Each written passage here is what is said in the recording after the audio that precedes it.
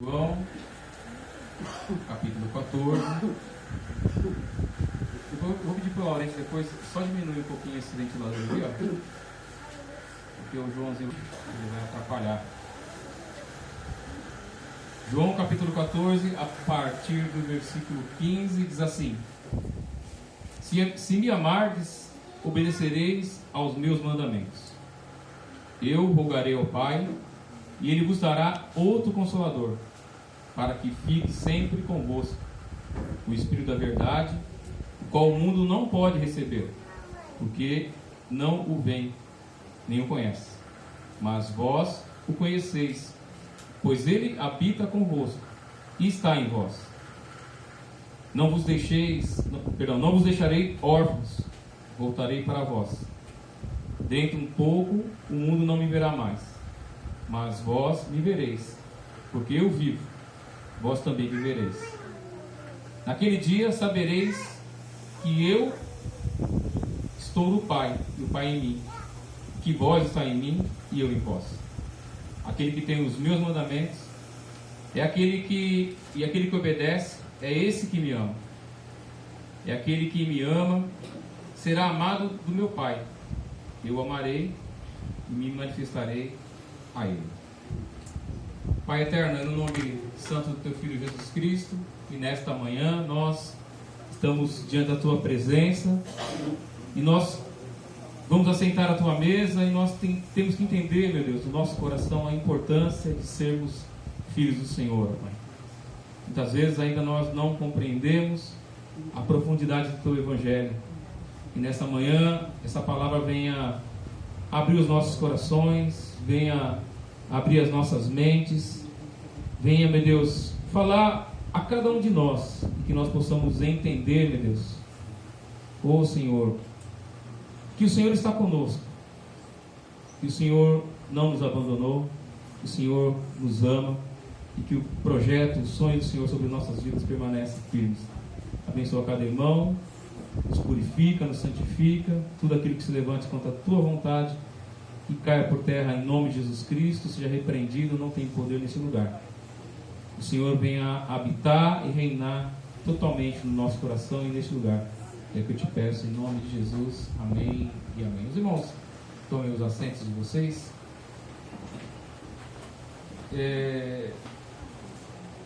Essa mensagem ela surgiu no meu coração diante de algumas conversas que a gente vai tendo com as pessoas.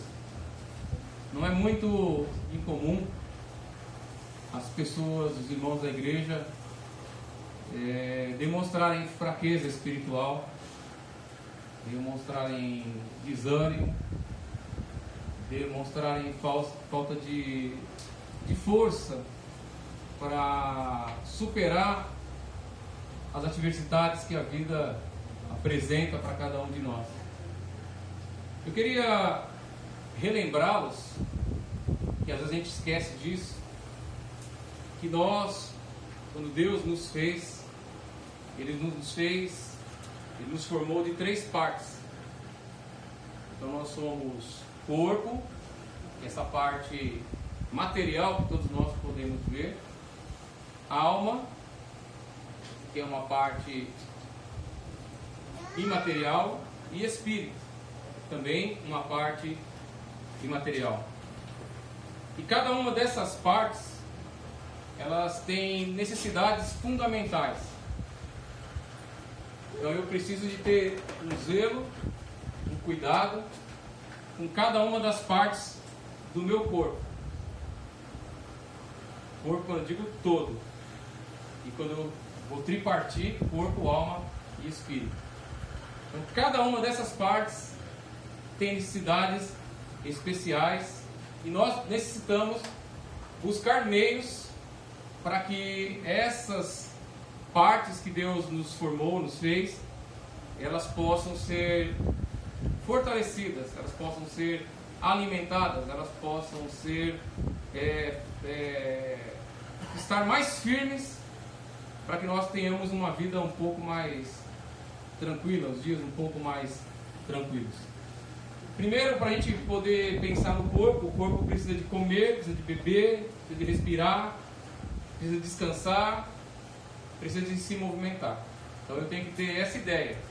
E se eu não cuidar do meu corpo adequadamente, ingerindo água, quantidade de água 2 litros por dia, me alimentando uma alimentação eficaz, guardando o meu descanso, me movimentando, porque o corpo ele precisa de movimento, automaticamente eu vou sofrer consequências no meu corpo.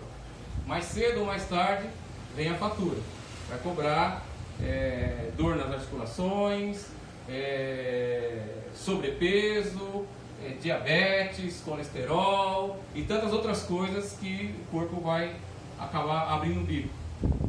Mas eu também tenho que entender que eu tenho uma parte chamada alma. E a alma é o que a gente entende, que é o centro das nossas emoções.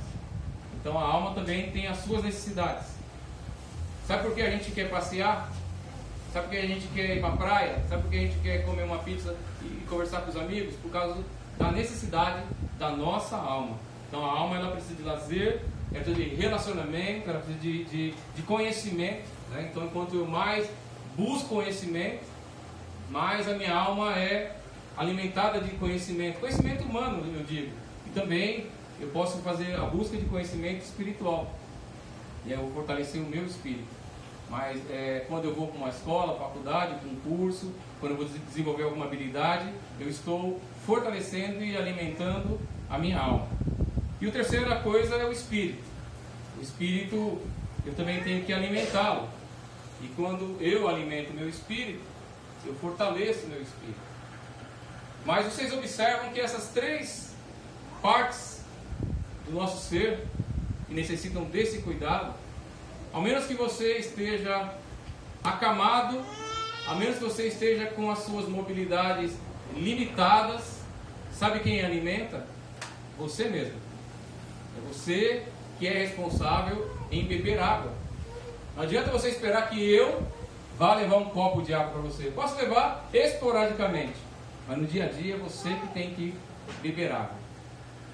Se você tem vontade de passear, não adianta falar, o pastor vai passar aqui na minha casa e vai levar para passear. Não, é você que tem que produzir as condições para que você tenha o seu lazer, para a tua alma ficar em paz. Da mesma forma, o espírito.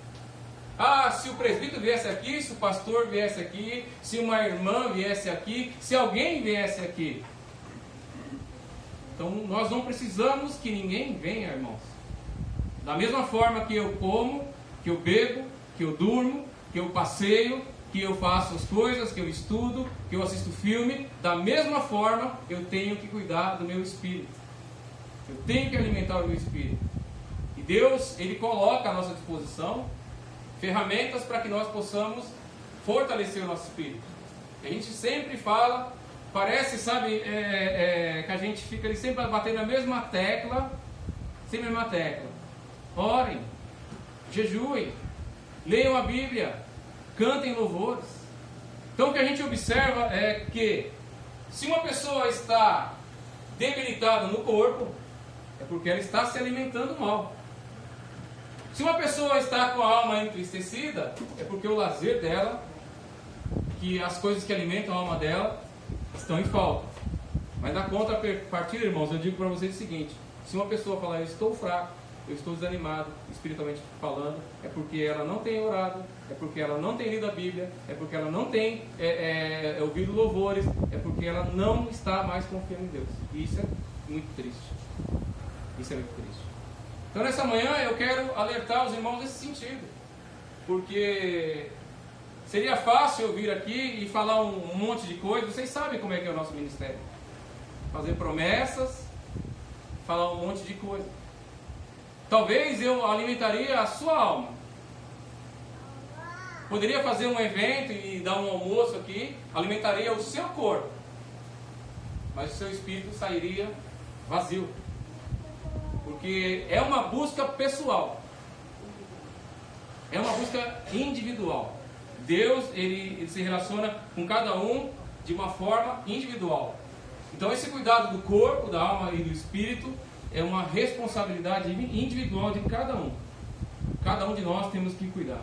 Assim como você escova os seus dentes, assim como você toma banho, assim como você tem desejos e prazer de passear e se divertir, estar com os amigos, assim você tem que cuidar do teu espírito, buscando Deus, acreditando em Deus, se alimentando da palavra de Deus, matando a tua alma e o teu corpo quando você jejua, fortalecendo o teu espírito. Que militam, a carne milita contra o espírito, e não o meu espírito, contra o espírito de Deus. Que Deus, ele quer falar comigo, Deus, ele quer me fortalecer, Deus, ele quer me animar, mas eu acabo buscando as coisas terrenas e vou me distanciando de Deus. Então Deus, ele sempre foi um Deus pessoal e um Deus de relacionamentos, um Deus relacional. Vocês podem observar lá no Gênesis, lá no Éden, quando Adão está no jardim, a Bíblia diz que na viração do dia o Senhor vinha para conversar com Adão. E quando Eva também estava no jardim, o Senhor também vinha para conversar com ambos. Então Deus, ele quer conversar comigo e quer conversar com você. Deus quer te encontrar no jardim. Deus quer chegar e aparecer aqui na igreja, na tua casa, no teu serviço, onde quer que você esteja, e Ele quer te encontrar. Mas para que eu seja encontrado por Deus, é necessário que eu busque a Deus. Quando eu busco o Senhor, eu começo a ouvir a voz do Senhor, eu começo a perceber a presença do Senhor, eu começo a sentir que Deus está comigo, louvado seja o Senhor, que Deus está ao meu lado. Olha que interessante, a gente lê às vezes o texto e passa desapercebido. Olha o que Jesus Cristo, quem falou isso, essa promessa da vinda do Consolador, foi Jesus Cristo. No versículo 16 ele fala que ele vai pedir ao Pai e vai dar um Consolador para a gente. Para quê? Olha a segunda parte do versículo 16. Para que fique sempre convosco. Como é que eu posso estar triste, angustiado, abatido, fragilizado, se o Espírito Santo de Deus está sempre comigo, meu irmão e minha irmã?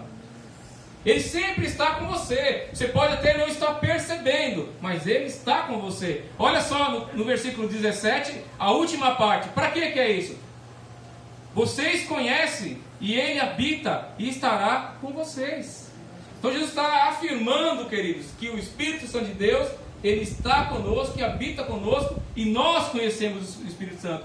Por quê? Porque Ele fala assim: eu não vou deixar vocês órfãos, mas eu vou voltar para vocês. Glória a Deus. Então Ele tem um interesse pessoal com cada um de nós. Assim como ele andava com Adão no Éden, Ele quer andar comigo e com você nessa terra dos viventes, meu irmão. Ele quer falar comigo e com você. Ele quer fortalecer a mim e a você. Ele quer dar direção a mim e a você. Ele quer tirar a tristeza que muitas vezes abate o nosso coração, a dúvida, a incerteza, situações que vai fazer a gente fraquejar na nossa caminhada. Mas Deus quer nos dar essa presença. E no versículo 19 ele fala ainda: mas vós me vereis, porque eu vivo e você também vive. Você não está morrendo espiritualmente, você não está morto espiritualmente, você vive, porque o nosso Redentor vive, louvado seja o nome do Senhor. E ainda vai falar no versículo 20: vocês vão saber que eu estou no meu Pai, e que vós está em mim, e eu estou em vocês. E ele finaliza lá falando que quem ama, eu me manifestarei a ele. Irmãos, eu não tenho dúvida nenhuma de que as dificuldades, as lutas, as situações que eu posso enfrentar na vida, essas coisas não me afastam do amor de Deus, meus irmãos. Vocês acham que eu tenho uma vida maravilhosa e perfeita, que eu sou feliz em todas as coisas? Que tudo parece... Quem vai lembrar daquele, o Reginaldo, eu vou lembrar que a gente é mais velho, né? O Agente 86, que ele ia andando e as portas iam se abrindo. A gente pensa que tudo vai se abrir, que tudo vai ser fácil para a gente. Jesus nunca prometeu que seria fácil, meus irmãos. Jesus falou que nós teríamos dificuldades, teríamos aflições, mas Ele fala para a gente ter ânimo na nossa vida. Então viver não é tão fácil. Viver traz certos riscos na vida da gente. Você sabe se amanhã você vai ter uma enfermidade? Será que isso te afasta de Deus? Você sabe se amanhã, quando você chegar no emprego, vão te dar a demissão? Será que isso te afasta de Deus? Você sabe se amanhã ou essa noite teu filho não volta mais, a tua filha não volta mais, foi para a prostituição, foi para o homossexualismo, foi para a droga, foi para o banditismo? Você não sabe, meu irmão. Ah, agora eu não gosto mais de Deus, não quero mais saber de Deus. Mas o Senhor está falando, eu amo vocês. Independente de qualquer situação, meu irmão. Então às vezes a gente fala, poxa vida, o meu casamento não está bem, o meu marido não está legal comigo, a minha mulher não está comigo, mas Deus está bem com você, Deus está legal com você. Independente de qualquer circunstância ou situação, Deus continua bem com você. Então esse Deus é um Deus de relacionamento. Eu estou com vocês, vocês vão me ver, eu vou estar com vocês para sempre, vocês vão viver. Por quê? Porque Ele quer dar essa vida, esse relacionamento com a gente. Louvado seja o nome do Senhor. Então quando alguém pensa, eu estou fraco, eu estou desanimado, olha o que diz aqui no versículo 20. Aquele que tem os meus mandamentos e os obedece, é esse que me ama. Aquele, perdão, eu estou lendo o 21 que eu estava sem óculos, é o 20, tá? Aquele dia sabereis que eu estou com o meu Pai, e que vós está em mim e eu em vós. Louvado seja o nome do Senhor. Então, se eu tenho certeza de que Deus está comigo, não tem motivo de Deus estar fraco, queridos. É que eu gero perspectivas na vida, e parece que quando alguma coisa dá errado, como o pessoal fala assim, deu ruim, né? Estão falando assim hoje, né? Quando alguma coisa está errada, parece que Deus não me ama mais. Deus não me ama mais porque a chapinha não deu certo. Deus não me ama mais porque a manicure resolveu não me atender. Deus não me ama mais porque veio o desemprego. Deus não me ama mais porque eu tenho sonho de ter carro, tenho sonho de ter casa e as coisas não acontecem. Meu irmão, você tem o tesouro maior do mundo, quer ter Deus na tua vida. Você tem aquilo que muitas pessoas gostariam de ter e não tem. É que a gente gera as perspectivas erradas, e quando as coisas na vida não acontecem, a gente quer transferir a culpa para Deus. Mas viver, como eu estou falando para vocês, é dificuldade, meu irmão. Viver é vida de dificuldade. Eu não sei, pode ser que amanhã a inflação no Brasil estoure, como é lá na Venezuela, e todos nós vamos ficar com grande dificuldade, irmãos. O nosso salário não vai ser suficiente nem para comprar alimento. Deus não mudou, o amor de Deus não mudou sobre as nossas vidas. São as circunstâncias que vão mudando, mas Deus continua o mesmo Deus, e nós temos que alegrar no nosso Deus. Louvado seja o nome do Senhor. Olha só o que o profeta Isaías diz lá no capítulo 57, versículo 15. Porque assim diz o alto e o sublime, que habita na eternidade, e cujo nome é santo. Em um alto e santo lugar eu habito, como também eu habito no coração do contrito e daquele que tem o espírito abatido. Então Ele é um Deus sublime, soberano, todo-poderoso, que habita num lugar santo, que habita num trono dele que está no lugar santo, mas Ele também habita no meu coração e no teu coração. Quando nós estamos fracos, Ele nos faz forte. Quando nós estamos desesperados, Ele vem trazer paz ao nosso coração. Quando a gente está cambaleando, Ele vem firmar os nossos pés. E quando a gente cai, Ele vem nos levantar. Louvado seja o nome do Senhor. E o profeta Isaías continua ainda falando. Por que que Deus habita com o contrito e abatido de espírito? Para vivificar o espírito do abatido, trazer vida ao teu espírito. Então, sabe, o salmista, ele fala assim: por que está abatida a minha alma? Por que te perturbas dentro de mim? E qual que é a resposta que ele nos dá? Espera em Deus. Espera em Deus. Sabe o que acontece? Você está esperando no pastor, você está esperando na igreja, você está esperando na irmã, você está esperando no governo, você está esperando no dinheiro, você está esperando na família, você está esperando em tantas outras coisas e está esquecendo que Deus é capaz de estar com você e te dar vida no teu espírito. E ele fala mais: e para vivificar o coração dos contritos, trazer paz ao nosso coração, refrigério às nossas almas. Louvado seja o nome do Senhor, irmão. Então a gente fica gerando, criando perspectivas, e às vezes pode ser que o dia mal bata às nossas portas, e aí a gente fala: não quero mais saber de igreja, não quero mais saber de orar, não quero mais saber de Bíblia, não quero mais saber de Jesus. Então eu sinto muito de falar uma verdade nesta manhã: você nunca conheceu Deus. você conheceu uma religião, você conheceu um grupo de pessoas que congregava em nome de Jesus, e você gerou perspectivas erradas. Porque aquele que conhece Deus, ele permanece firme diante de qualquer circunstância. E ele não depende, pode ser que precise de ajuda. Assim como eu posso te dar um copo d'água, eu também posso te fazer uma visita.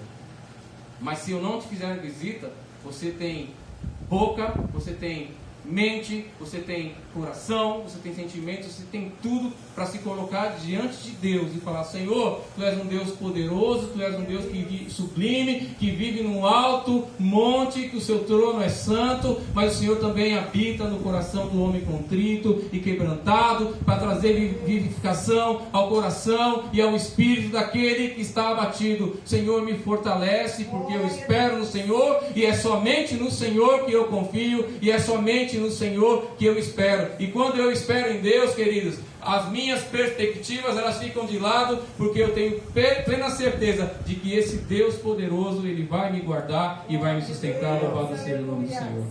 Então nós precisamos de buscar a Deus. Olha só o que o apóstolo Paulo vai falar lá em 2 Coríntios. 2 Coríntios. Eu gosto da Bíblia porque a Bíblia não engana a gente.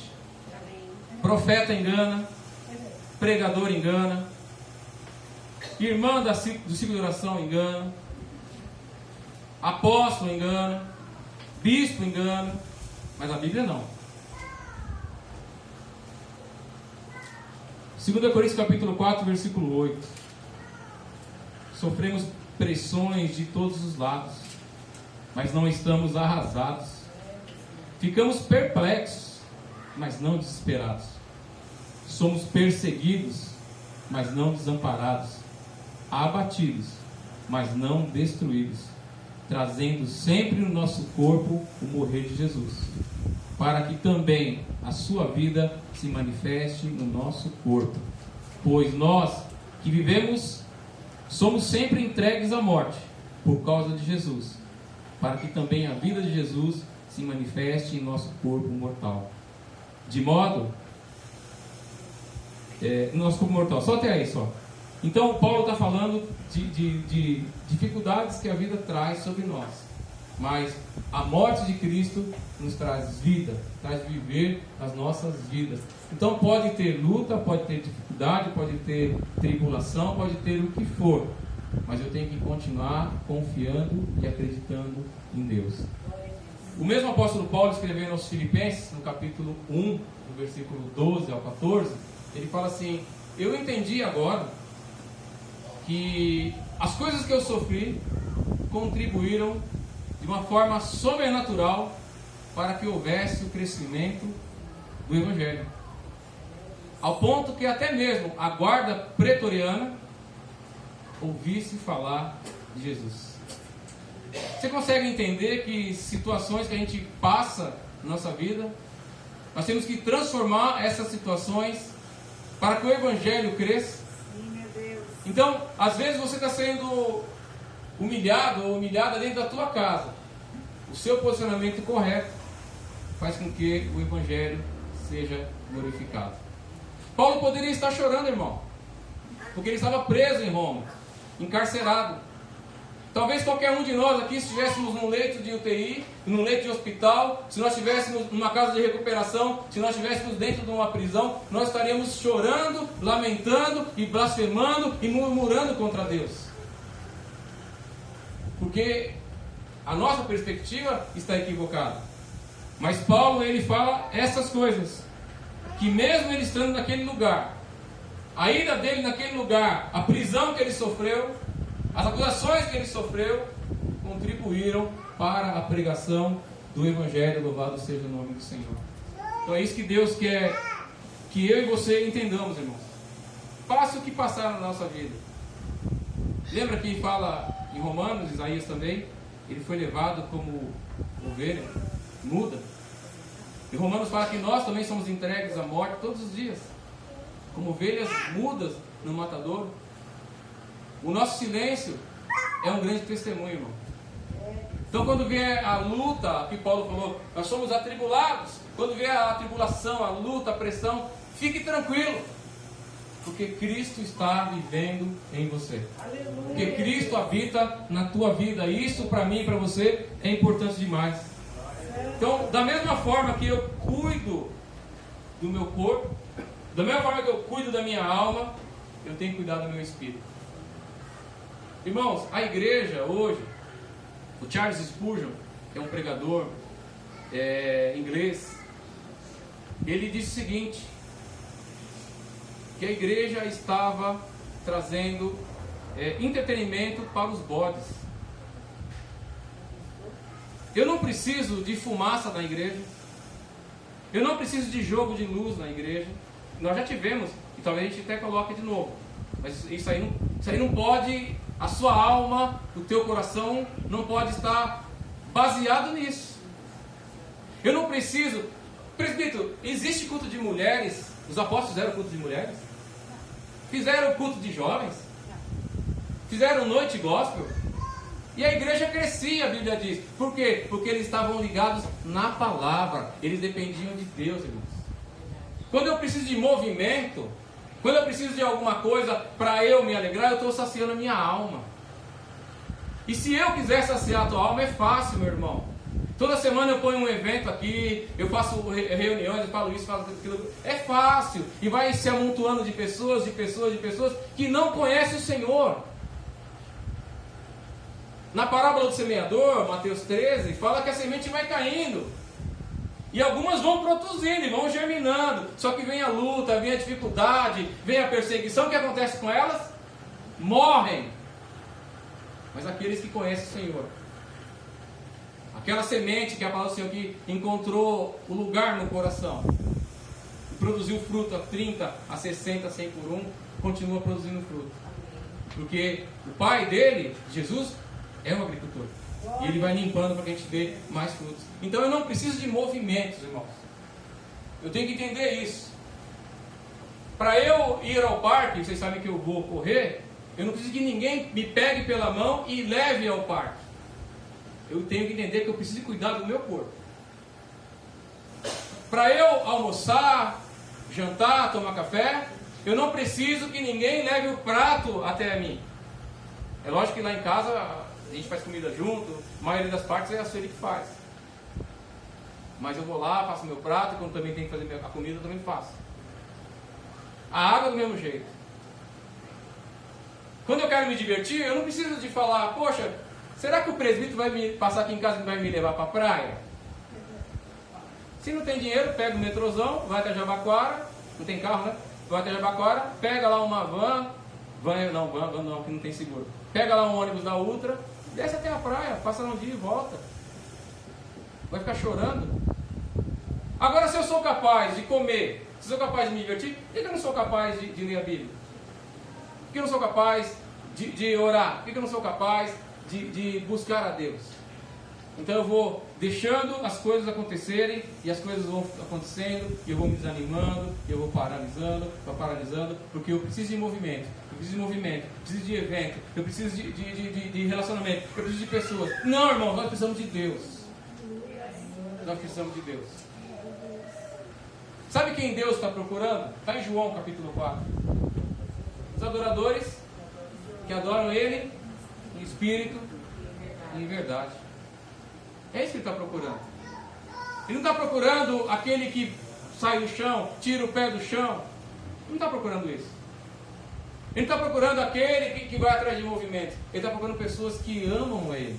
Está escrito aqui, nós acabamos de ler aqui em João, aqueles que me amam. São esses que guardam o meu mandamento. E eu e o Pai nos manifestaremos a Ele. Então eu não preciso de ver ninguém falando línguas. A gente fala línguas, eu não preciso. Eu não preciso de ver profecias. A gente tem profecia, mas eu não preciso. Eu não preciso de sentir um ventinho. Eu não preciso de nada, meu irmão. Porque eu sei, conforme Jesus falou aqui, que o Senhor ama aquele que guarda o mandamento dele. E ele se manifestará a ele. Louvado seja o nome do Senhor. Então eu tenho que ter essa busca por Deus. Pessoal, cada um de nós. Buscando pessoalmente a Deus. Amados, na semana que Jesus ia passar pelo martírio e crucificação, antes dele ir para a cruz, na quinta-feira à noite, ele fala para os discípulos prepararem uma ceia. Os discípulos, eles não entendiam muito as coisas que Jesus fazia, porque ainda estava muita coisa velada para eles. Mas com certeza eles falaram: poxa vida, o mestre vai fazer uma festa para a gente essa noite. Vai ser uma noite legal. Nós vamos ter um momento de comunhão. Nós vamos estar junto com o nosso mestre. E o texto diz que eles foram para o cenáculo, que era um quarto alto onde se comia na casa. E ali começaram a compartilhar a ceia. Tudo estava lindo. Festa. A alma deles estavam felizes. Mas de repente o Senhor fez um anúncio. Que alguém que estava sentado ali o trairia. Então da festa tornou-se num clima totalmente complicado. Pode ser que a minha vida e a tua vida esteja em festa. Eclesiastes 3, tem tempo da festa, mas tem tempo do luto. Quer dizer que eu vou adorar a Deus enquanto eu estou no churrasco? Eu vou adorar a Deus enquanto eu estou nas festas? Enquanto eu estou na roda de amigos? Aí eu vou adorar a Deus e bendizer a Deus. Mas quando o luto chega na minha casa, eu esqueço de Deus. Quando a dificuldade chega na minha casa, eu esqueço de Deus. E aquela noite que parecia que seria uma noite legal, uma noite bacana, começou a transformar-se numa noite terrível. Saindo dali, o Senhor foi preso, foi julgado, humilhado, apanhou, foi chicoteado, porque a festa deu lugar agora a um massacre, meu irmão. Porque às vezes a vida da gente acontece isso. Mas quando o chicote bate nas minhas costas, eu começo a esquecer de Deus. E Marcos, ele vai falar no capítulo 15, que por volta da terceira hora, até a sexta hora, da sexta-feira, a única coisa que Jesus recebeu foi xingamento. Começou com festa na quinta-feira à noite. Agora de manhã ele está recebendo xingamento, desaforo, humilhação, vergonha. E Marcos relata que da hora sexta à hora nona, que é do meio-dia às 3, houve trevas sobre a cidade. Eu quero dizer para você que a tua vida pode ter momentos de festa, mas a festa às vezes se transforma em choro.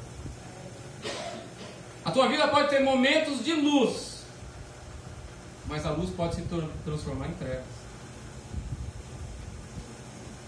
E aquele dia se transformou em trevas.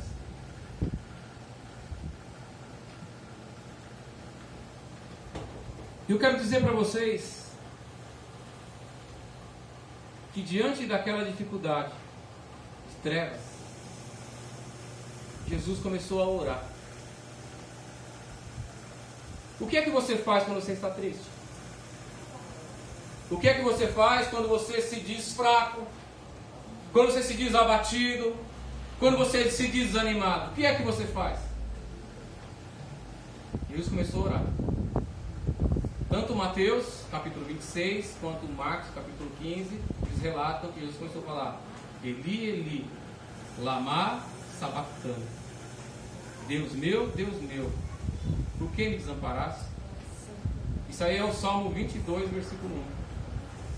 Ele começou a orar o Salmo 22, versículo 1, na cruz.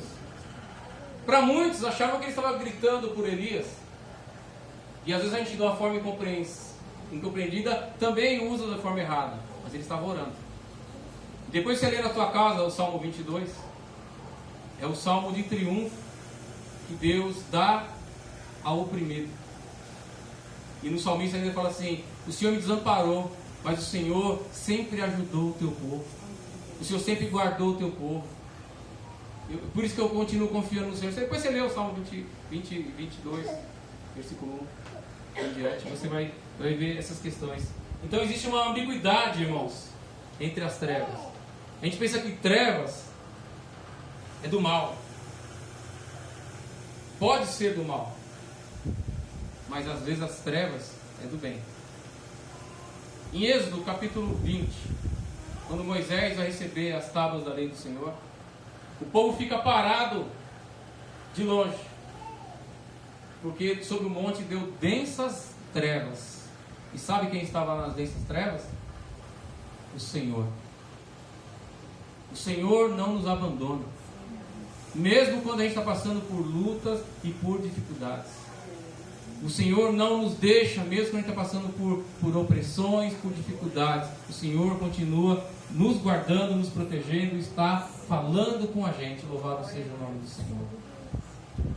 Mas para que eu possa, e eu já vou concluir, entender como é, pastor, que eu me relaciono com Deus. Ele fala assim, versículo 15, do capítulo 14 de João.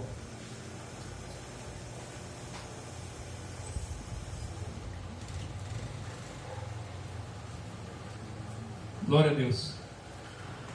Ele fala assim: se me amardes, obedecereis aos meus mandamentos. Você ama o Senhor? Aleluia, Deus. Então você tem que obedecer aos mandamentos do Senhor. Sabe qual é o problema da igreja no geral? Tem um irmão visitante ali. Sabe qual é o problema, irmão? É que a igreja pensa que Deus está a serviço da gente. A igreja pensa que Deus é o nosso vassalo. Mas qual que é o mandamento do Senhor? Alguém sabe qual é o mandamento que Jesus fala assim? Guarde os meus mandamentos. Amar a Deus sobre todas as coisas. Sabe o que está acontecendo? Você está se amando demais. Você está cuidando demais da tua vida. Marta, você anda preocupada demais com a tua vida, com as suas coisas. Amar a Deus acima de todas as coisas. Em Marcos capítulo 12, versículo 29 e 31, Jesus vai falar assim: esse é o maior mandamento que eu dou para vocês. Amar a Deus com toda a tua força, com todo o entendimento, com todo o teu coração e com toda a tua alma. E amar o próximo como a ti mesmo. Quando eu entender que quando eu amar a Deus acima de todas as coisas, acima da minha própria vida, aí eu começo a guardar os mandamentos do Senhor. Aí eu começo a viver experiências sobrenaturais com o Senhor. Então, Jesus está falando em amar a Deus e não amar a si mesmo. Então, às vezes eu quero ser amado, eu quero ser aceito, eu não quero ter dificuldades, eu não quero passar por restrições, eu não quero passar por privações, eu não quero passar por luta, porque qualquer coisa que acontecer comigo, eu mimado, eu infantilizado, não quero mais saber de nada, estou de mal. Jesus estava na cruz, irmão. Ele estava orando ao Pai. Jesus estava na cruz, prestes a morrer. E ele estava orando o salmo. Ninguém aqui está prestes a morrer. Pode ser que apertou o calo aqui, ali. Pode ser que chegou uma notícia ruim aqui, a outra ali. Pode ser que a sua vida não esteja da forma que você gostaria que estivesse. Então eu vou te dar um conselho. Ora a Deus. Busca a Deus. Fala com Deus. Se você tiver fome, o que você vai fazer? Comer. Se você tiver com vontade de passear, o que você vai fazer? E se você estiver precisando de Deus, o que você vai fazer? Buscar Deus, irmão. Orar a Deus. Eu vou finalizar lendo uma passagem com vocês de Jeremias 29.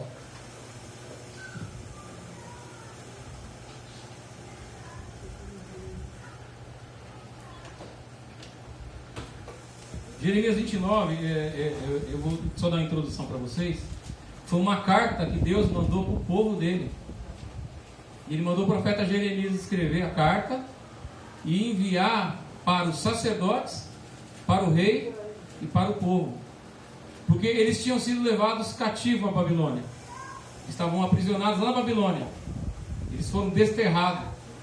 Nabucodonosor tinha ido lá, queimou as muralhas, destruiu o templo, queimou as portas, derrubou a muralha, estuprou as mulheres. Eu tenho que falar abertamente, a Bíblia fala isso. Matou os jovens, castrou alguns jovens, porque Jeremias fala que alguns seriam feitos eunucos, foram castrados. Cegou o rei, matou a família de rei, barbarizou, irmãos. E eles foram levados lá para o cativeiro. Aí Deus manda uma carta. Essa carta eu acho que é para mim e para você também. Vamos lendo devagarinho. Versículo 4. Não sei o que está acontecendo com você, irmão. Não sei das suas dificuldades, não sei das suas decepções. Não sei o que tem afligido a tua alma. Você está triste. Mas olha o conselho que Deus te dá. Versículo 4. Assim diz o Senhor dos Exércitos, o Deus de Israel, a todos que estão exilados, aos quais deportei de Jerusalém para a Babilônia: edificai casas e habitai nelas, plantai pomares e comei do seu fruto, casai-vos com mulheres e gerai filhos e filhas. Também tomai esposa para os vossos filhos e dai as vossas filhas em casamento, para que tenham filhos e filhas. Multiplicai-vos ali e não venhais a diminuir. Deus está falando assim para você, ó. Vai tocando a vida. Você está no cativeiro? Vai tocando a vida aí. Não mudou nada, continua tocando a tua vida aí. Versículo 7. Empenhai-vos pela prosperidade da cidade, para onde vos exilei, e orai ao Senhor em favor dela, para que a prosperidade dela será a vossa prosperidade. Então Deus está falando agora aqui assim, ó. Para de murmurar, para de chorar e vai produzir, e vai trabalhar. Porque você produzindo, você trabalhando, a prosperidade vai vir sobre a sua vida, porque você está fazendo as coisas. Versículo 8. Pois assim diz o Senhor dos Exércitos, o Deus de Israel: não vos deixei enganar pelos profetas e adivinhos que vivem entre vós, nem deis ouvidos aos sonhos que eles sonham. Eles vos profetizam mentiras em meu nome, e não vos enviei, diz o Senhor. Então, irmão, a gente ensina isso para vocês direto. Para de ficar correndo atrás de profecia. Para de ficar correndo atrás de profeta, indo na casa de tal e tal e tal. Vai orar, está falando aqui, vão orar e me buscar, porque eu não dei sonho, não dei visão, não dei nada para esses profetas. Eles estão mentindo para vocês. 10. Porque assim diz o Senhor: quando completarem os 70 anos designados para a Babilônia, virei a vós e cumprirei a minha boa palavra a vosso respeito, e vos trarei de volta a este lugar. Então tem um tempo. Tem um tempo, irmão. Deus está falando assim: esse tempo de cativeiro já está determinado um tempo. E quando der esse tempo, eu tiro vocês de lá. Então a tristeza, a dor, a luta, o choro, a contrariedade tem um tempo na minha vida e na tua vida. Mas o Senhor vai se levantar e vai nos tirar dessa situação. Louvado seja o nome do Senhor. Continuando. Pois eu bem sei os planos que tenho a respeito de vocês, diz o Senhor. São planos de paz ou de prosperidade, e não de mal, para vos dar um futuro, uma esperança. Aqueles que têm os meus mandamentos e os guardam são aqueles que me amam. E eu e meu Pai nos manifestaremos a Ele. Então, busque o Senhor, invoque ao Senhor, porque o Senhor tem planos de paz e de prosperidade e de bênção sobre as nossas vidas. Então me invocarei, vireis orar a mim, e eu vos ouvirei. Eu estou triste, pastor, eu estou desanimado, eu estou morrendo espiritualmente. Então, me invocarei, vireis e orar a mim, e eu vos ouvirei, irmão. Você está triste, está abatido? Deus quer ouvir a tua oração.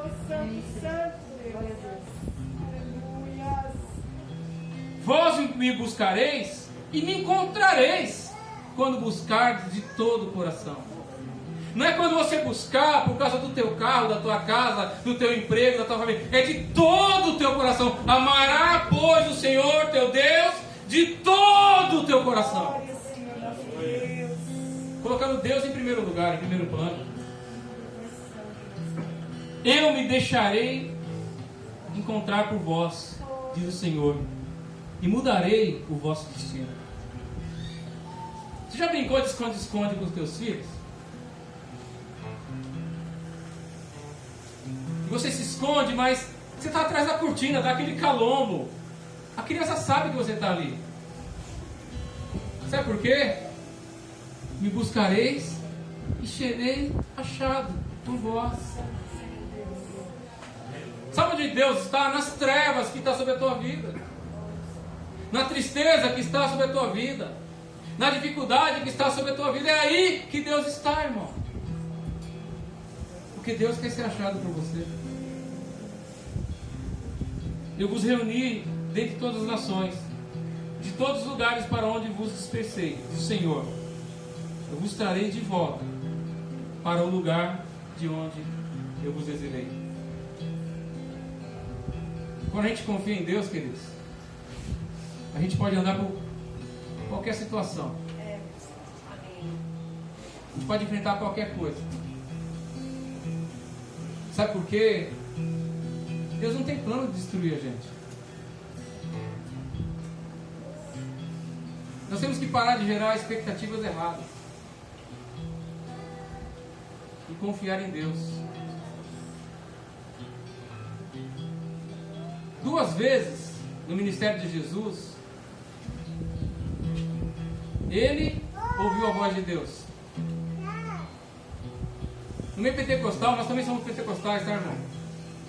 A gente fica o tempo todo, Deus me falou isso, Deus me falou aquilo. Mas na Bíblia, Jesus ouviu Deus falar 2 vezes. Jesus, quando ele se batizou e Deus selou: este é meu filho amado, em quem eu tenho prazer.